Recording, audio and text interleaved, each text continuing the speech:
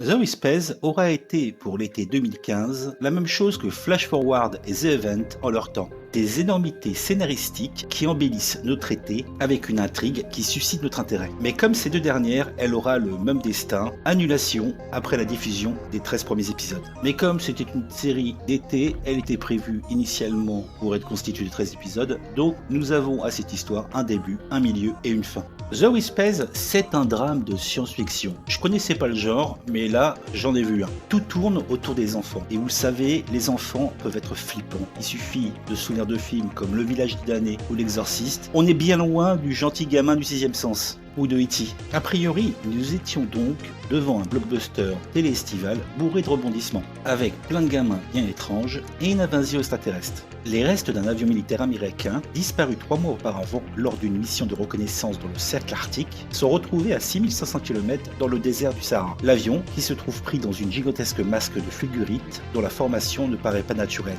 semble ne jamais avoir touché le sol mais avoir été déchiqueté dans les airs. Il n'y a aucune trace du pilote. Entre-temps, dans les environs de Washington DC, les enfants sont poussés par une force invisible à commettre des actes meurtriers sur leur entourage. Un ami invisible les guide dans ce qui pour eux est un jeu qu'ils doivent maintenir secret car les adultes ne pourraient pas comprendre. L'agent du FBI, Claire Bennigan, est une spécialiste de l'enfance. Elle reprend du service après un long arrêt suite au décès de son mari dans un accident d'avion. Elle et l'agent Jessop Rollins sont chargés de mener l'enquête, sans se douter que la course contre une invasion extraterrestre vient de commencer. The Space, pour conclure, c'est du drama, de la science-fiction, des extraterrestres et des enfants vraiment inquiétants, des vrais petits tueurs. Si cette présentation critique vous a plu, vous pouvez mettre un j'aime, vous pouvez la partager sur les réseaux sociaux, me suivre sous Twitter et vous abonner à la chaîne. Je vous dis à bientôt et regardez des séries.